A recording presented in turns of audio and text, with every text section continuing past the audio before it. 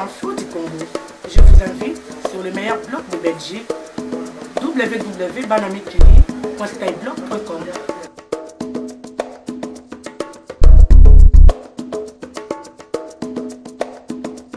Bonjour Papa Henri. Bonjour Jeannot. Voilà, ça fait longtemps qu'on ne s'est pas vu. Et là, il y a des précipitations dans les événements au Congo.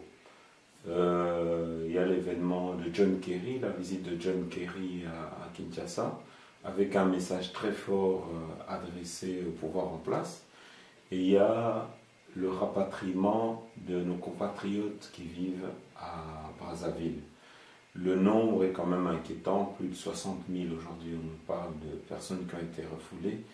Qu'est-ce qui se cache derrière? On va directement commencer par la visite de John Kerry. Qu'est-ce que vous pouvez nous en dire? Le moins que l'on puisse dire, c'est qu'elle était attendue, à la fois par une certaine classe politique, je pense notamment à l'opposition, et puis par l'opinion publique qui n'est toujours pas fixée sur les intentions de Joseph Kabila. Alors, évidemment, les gens ont beaucoup spéculé sur ce que dirait John Kerry.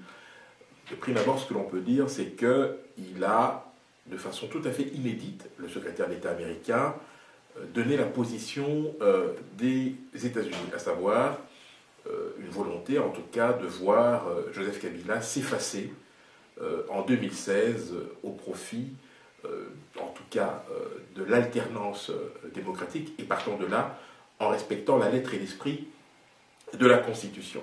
Alors, oui, c'est vrai que c'est une déclaration forte qui a été faite, mais nous devons néanmoins rester prudents, parce que nous sommes à 30 mois des élections.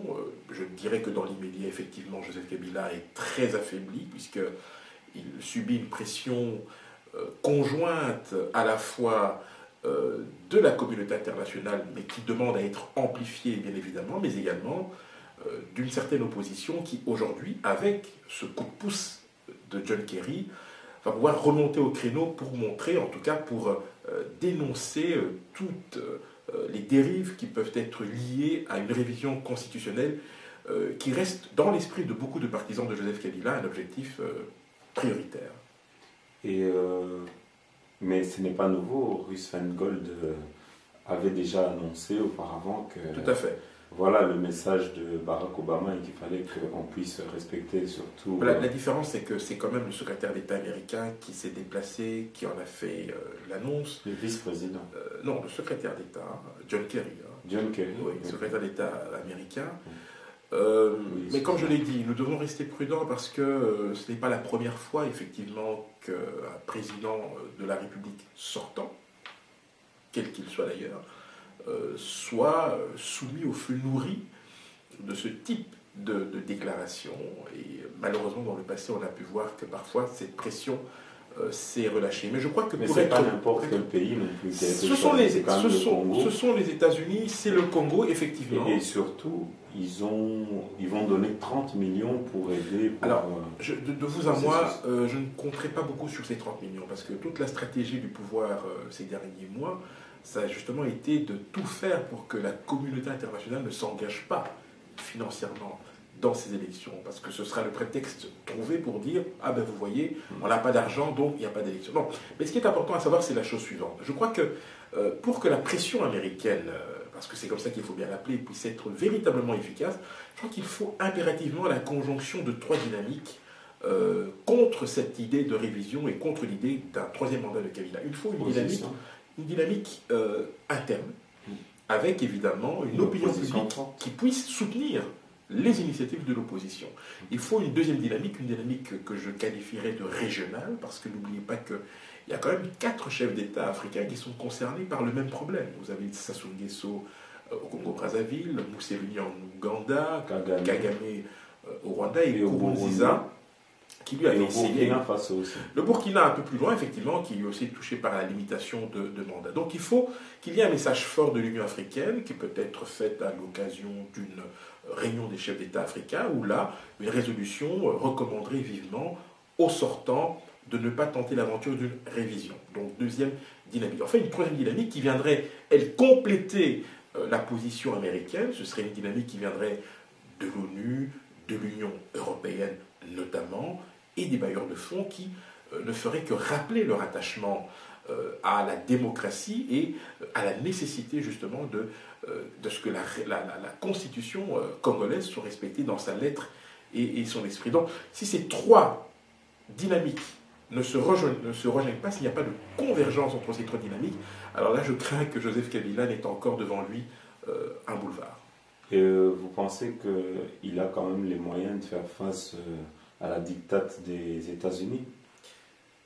Mais je l'ai dit, ça dépendra des dynamiques que j'ai évoquées, mais il peut jouer l'extension du mandat, ce qui serait tout à fait légal, puisque là, pour le coup, mais on serait hors délai. On serait hors délai, mais l'article 70 le dit très clairement. Le président reste en fonction jusqu'à la désignation de son successeur. Alors c'est un article très ambigu, parce qu'on ne sait pas si l'élection a eu lieu ou pas du tout. Mais pouvez-vous commenter la sortie de M. Lambert Mende? Oui. Parce qu'il y a eu quand même, je vais dire, c'était quand même un choc pour le clan présidentiel. Et nous savons que M. Lambert Mende, une fois que le pouvoir est attaqué, sort directement. Qu'est-ce que vous pouvez en dire de cette sortie-là? Ça sent quand même une certaine panique et une envie de ne pas montrer... Lambert Mende est dans son rôle. Il ne veut pas montrer cette faiblesse maintenant. Oui, il est dans son rôle. 30 mois nous séparent de l'élection présidentielle, il peut se passer beaucoup de choses.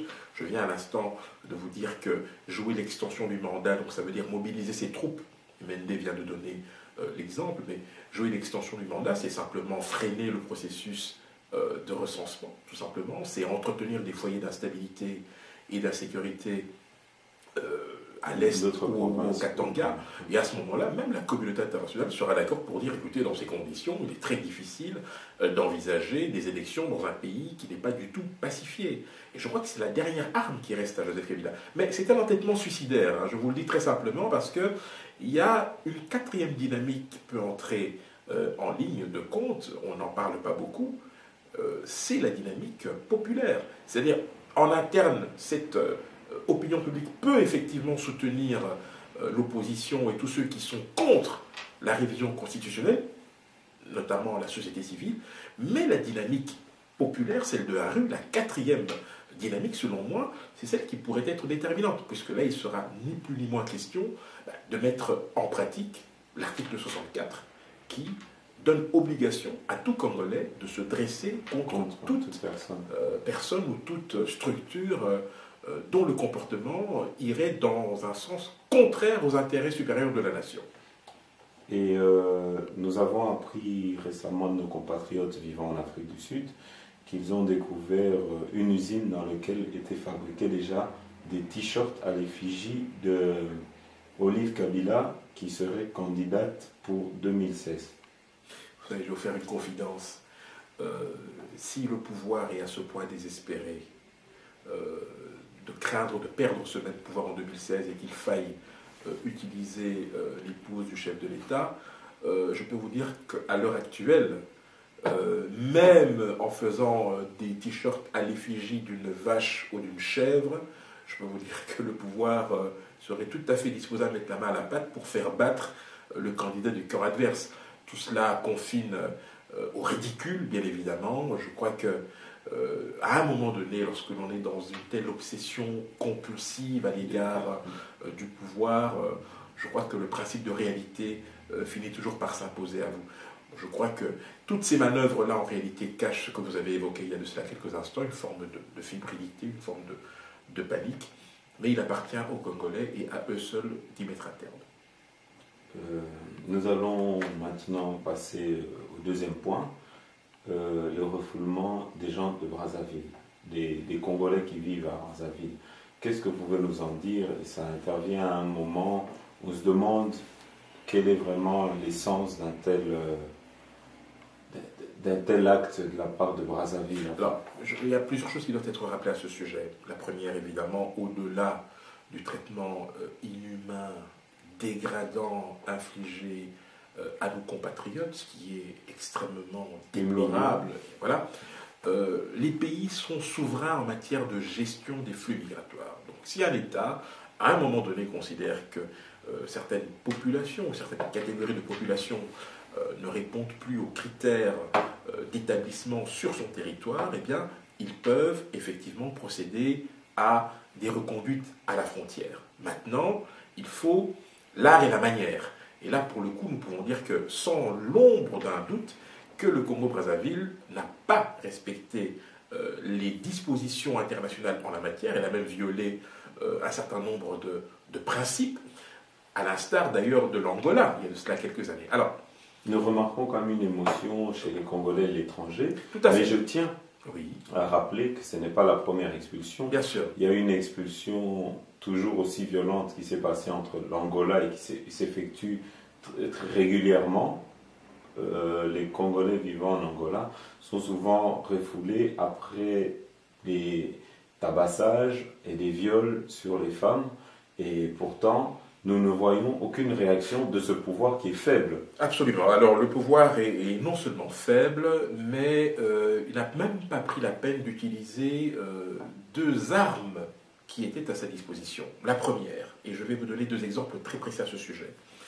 Lorsque vous apprenez que vos compatriotes sont expulsés par petits groupes et que les droits de ces personnes ne sont pas respectés, en tant qu'État responsable, la première chose que vous faites, vous convoquez l'ambassadeur du pays concerné au ministère des Affaires étrangères. Donc, l'ambassadeur du Congo-Brazza à Kinshasa aurait dû être convoqué au ministère congolais des Affaires étrangères à Kinshasa.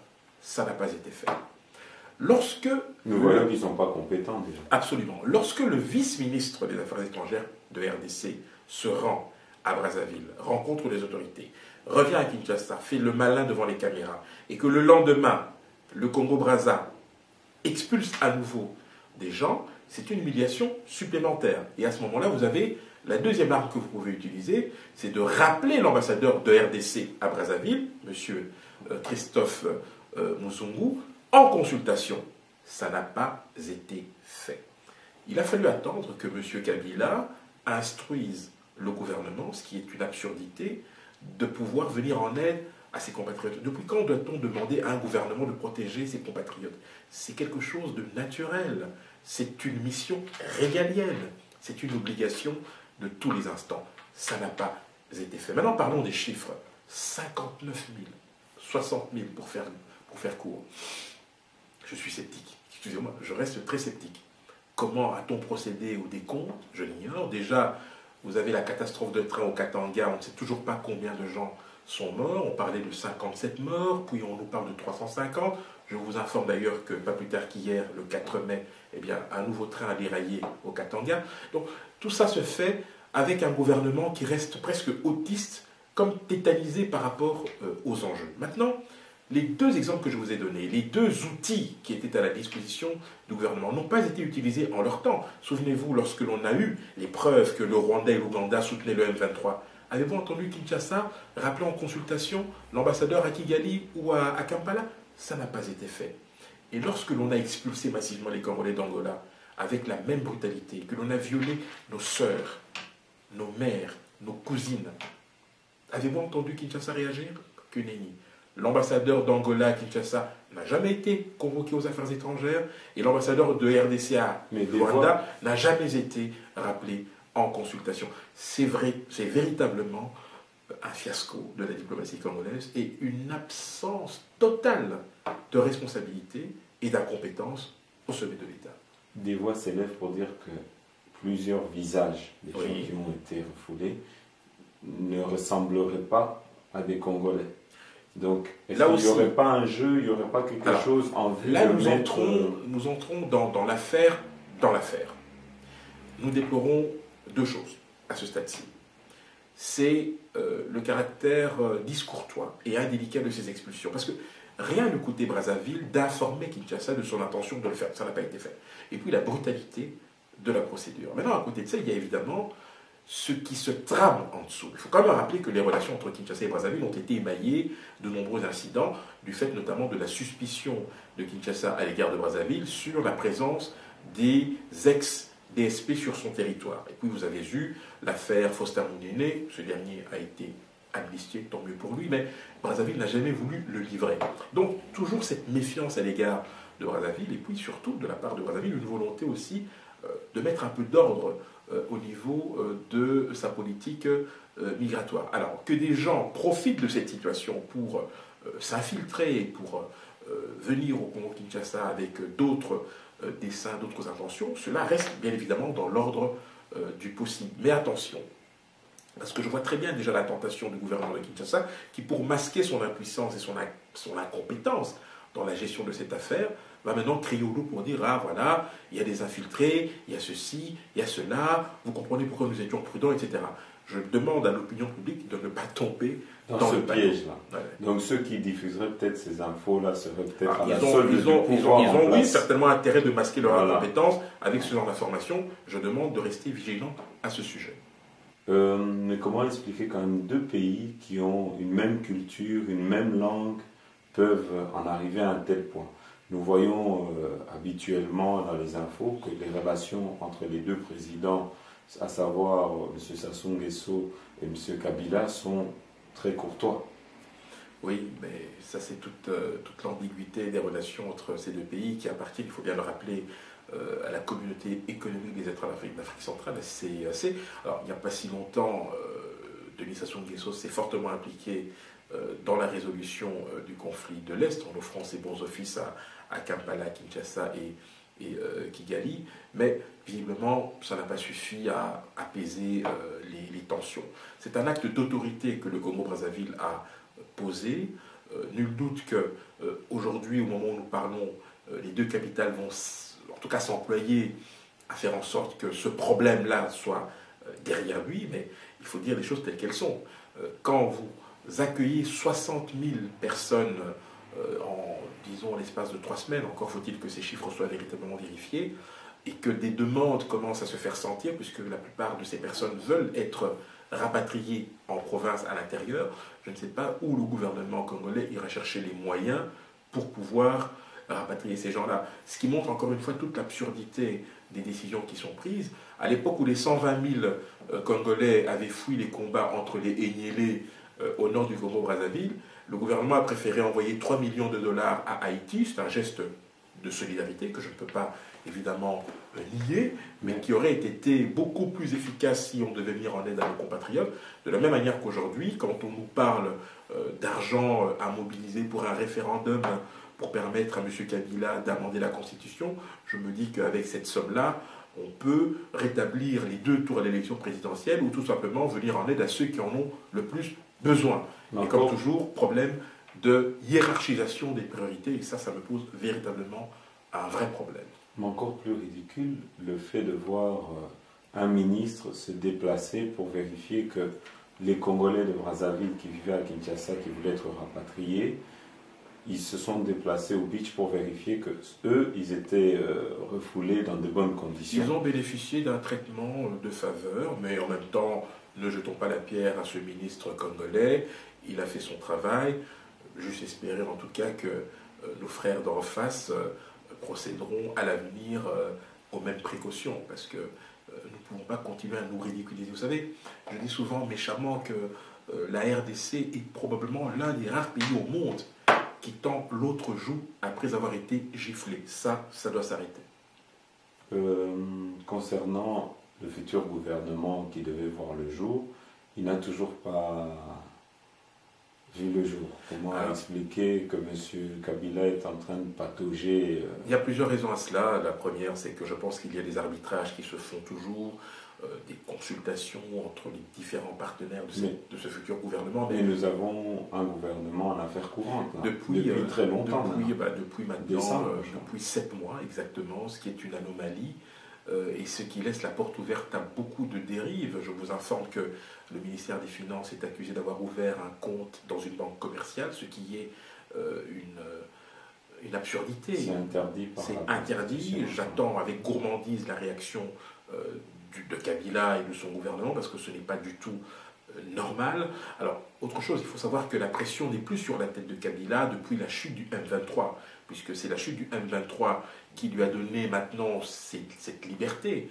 avant cela, et c'est eux qui sont à l'origine des concertations nationales et qui avaient exigé l'amnistie. L'amnistie est arrivée, donc ce que Kabila pouvait faire, il ne peut plus le faire maintenant. Et puis la deuxième chose, c'est que maintenant, avec ce que John Kerry lui a dit, je crains que Kabila ne se radicalise davantage et ne se renferme sur lui-même. Ça serait maintenant comme un chien aux abois. Mais lorsque vous coupez la queue à un serpent, il meurt, enfin il mord n'importe qui. Hein, bien sûr. Il mord n'importe qui. Et pour terminer, nous allons terminer avec la mort de Morgan, qui est un véritable cafouillage. Et nous voyons que le gouvernement tente, après une exécution que j'appellerais arbitraire, tente de sauver la face en essayant d'inventer des histoires. Mais ce que je ne comprends pas, c'est que la MONUSCO rentre dans ce jeu. Comment ceux qui ont assassiné quelqu'un peuvent être désignés pour mener l'enquête? Enfin. Mais ça, c'est un grand classique. Le meilleur moyen d'étouffer une affaire, c'est de créer une commission d'enquête. C'est une règle d'or en politique.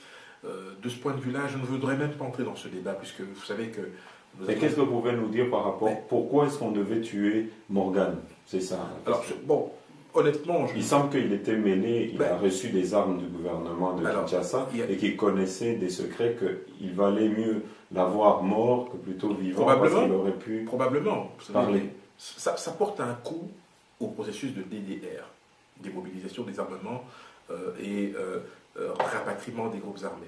Le problème, réinsertion, pardon. Le problème, c'est que parmi ces gens qui sont susceptibles de bénéficier de ce DDR, il y a des gens qui en savent trop effectivement. Alors la question, est-ce qu'on va prendre le risque de les réinsérer avec cette épée de Damoclès qui consiste à se retrouver demain matin avec des gens qui commencent à faire des déclarations un peu à tort et à travers? Mais ça reste un très mauvais signal pour tous les groupes armés qui s'étaient résolus à déposer des armes et qui aujourd'hui vont hésiter à deux fois en se disant « Moi, si je dépose des armes aujourd'hui, je n'ai aucune garantie que ma sécurité sera assurée. » Et de ce point de vue-là, je pense que cet assassinat, parce que je n'ai pas d'autre mot, s'avère en tout cas contre-productif et remet en cause tout ce processus qui, je le rappelle, n'est toujours pas financé. Kinshasa affiche ses ambitions en la matière, mais sans se donner les moyens d'y parvenir. Ça, c'est aussi l'objet d'un prochain débat peut-être. Pour aujourd'hui, nous allons rester là, mais nous restons attentifs à la suite des événements. Merci. Bonne journée.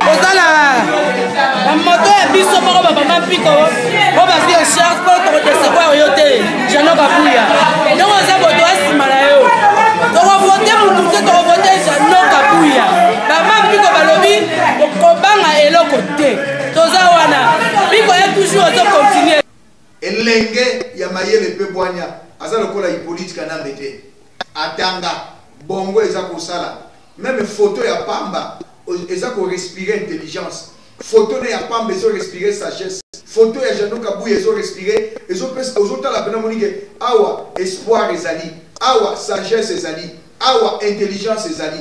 Ya yo maboko mitano na pesi yo ezali elembo ya lipamboli nzambe ya papa nanga kutino asunga yo oleka na maponami oyo. Alors vraiment nous allons suivre un prophète de Dieu qui va pouvoir prier pour Jeannot Kabuya, un Congolais oyo a postulé kuna na Belgique to soutenir ye vraiment a mekapi ko lobela biso pe na parlement kuna et ko zala bien mingi Congolais na Zambie zo pe na société zambienne. Comme ça, tant que ça, il copa contre biso au Kolobela biso. Congolais na Hollande, zota nationalité pe kuna. Comme ça, on postulé, tant on va réunion avec au Salema, on lobela pe biso. Pena yako senga na bandeko bozana Bruxelles. Boyebi ete mapona miezali na parlement régional bruxellois. Wabino mwana mboka Jeannot Kabuya la force tranquille. Mwana ya Bwania, ndeko ya Bwania, ndeko ya biso nyonso, mwana ya biso nyonso. Ye wana azali na kati ya lingombo babengi SPA. Ye wana za na liste 12 numéro 9. Ndeko okoma na nationalité belge na sengi na yo pona mwana mboka atonda mayele pe Bwania to bengi na lopoto la force tranquille Jeannot Kabuya. Avion préoccupation ezali un Congolais oyo ayebani na monde entier mobimba bengi na komona Jeannot Kabuya. Jeannot Kabuya mobundeli munene ya mboka. Jeannot Kabuya asala mingi pona mboka. Jeannot Kabuya d'origine congolaise mais naturalisé belge. Yewana apesi candidature na ye municipal pona a passer na Belgique. Alors yo en tant que Moussel Nzambe olobini na likambouana et si possible conseil les mois prière Nzambe beaucoup Nzambe zaliko nae pour que aba voter na pesi papa Jano Kabuya Mbote pe na pesi longonya pe na pesi ba meilleur ba chance ba nini ba pamboli akene liboso moni problème on a ko pepe congolais na pesi Jano Kabuya Mbote ne loko oyo asali na kati ya Belgique ozayi ko poster na niveau à la mairie na gouvernorat vision na eza nango pour na Belgique d'abord c'est très important ça congolais mais belge je crois que c'est le mot très important qu'on comprenne que un peuple congolais Afrique ma belle monde est un Nzambe donc partout foulera les plans de tes pieds, Dieu te donne la possession. Moi je crois que les Congolais, ils avaient une vision de pays Moussoussou. Donc ils ont une vision tant qu'on a Afrique d'ici, où ils allaient s'intégrer. C'est un problème où ils ont un peuple congolais. Tout un problème de difficulté à s'intégrer.